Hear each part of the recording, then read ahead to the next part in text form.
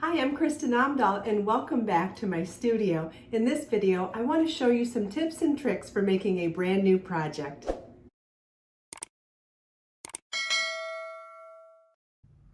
This is video part 1 for the Brooklynne Crochet Shawl. For this beautiful shawl, I thought the contrast of pulling out a stitch pattern from the motif to create bands of lace between rows would be a fun challenge. The graphic contrast of the two components is striking, yet still subtle since the V-stitches are used throughout. You will need 2 balls of Be So Sporty yarn and an H8 or 5mm crochet hook. We'll also be using a yarn needle and scissors. We begin by tying our yarn to our crochet hook. You can use a slip knot, a square knot. There's no wrong way to tie your yarn to your crochet hook. And then we're going to make a chain 6.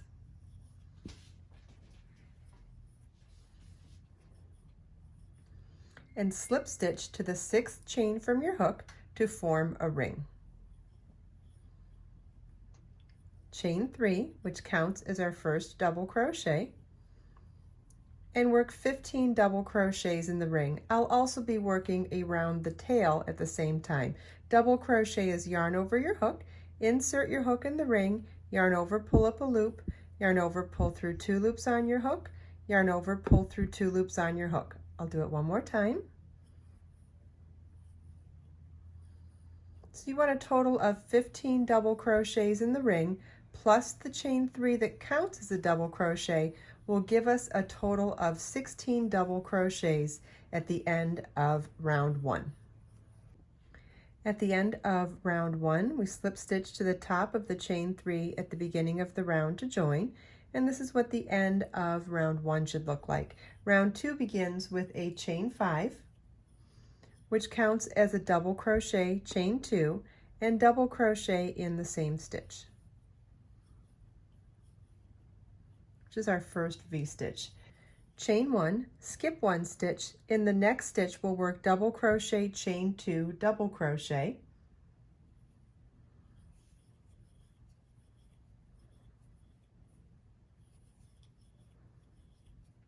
and then chain 1. So our repeat for this round is V-stitch, double crochet, chain 2, double crochet, chain 1, skip 1 stitch, and you'll repeat that all the way around.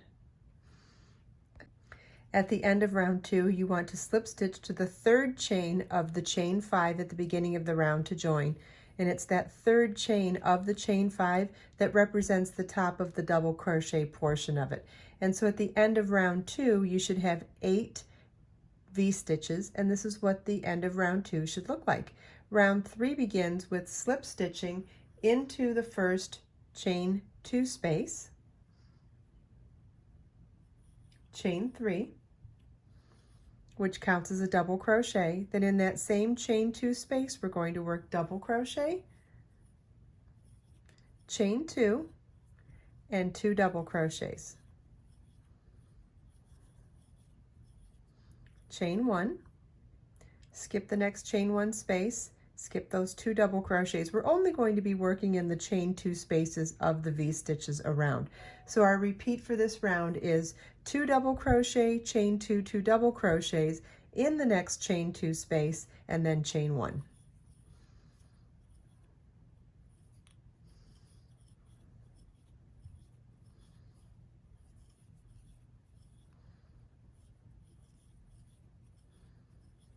So we did 2 double crochets, chain 2, 2 double crochets in the next chain 2 space, and then chain 1. And you want to repeat that all the way around. At the end of the last repeat of round 3, you want to slip stitch to the top of the chain 3 at the beginning of the round to join. At the end of round 3, you should have 8 V-stitches, and the V-stitches on this round were 2 double crochet, chain 2, 2 double crochet. This is what your work should look like at the end of round 3. Round 4 begins with slip stitching in each stitch across to the first chain 3 space, or chain 2 space, chain 3, which counts as a double crochet, and then work 6 more double crochets in that same chain 2 space.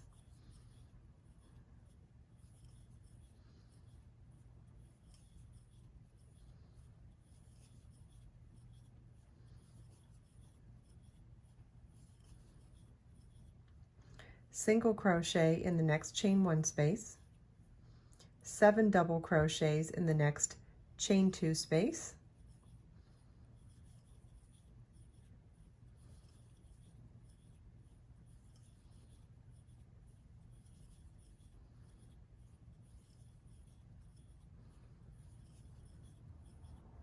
and single crochet in the next chain 1 space. So our repeat for this round is 7 double crochets in the next chain 2 space, then single crochet in the next chain 1 space. And you want to repeat that all the way around. At the end of the last repeat, you want to slip stitch to the top of the chain 3 at the beginning of the round to join and fasten off.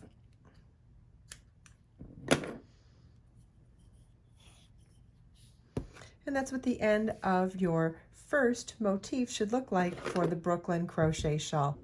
I hope you enjoyed this video. If you have any questions at all, please feel welcome to leave them for me in the comments. And if you check out the video description, I've provided links for everything we talked about in this video.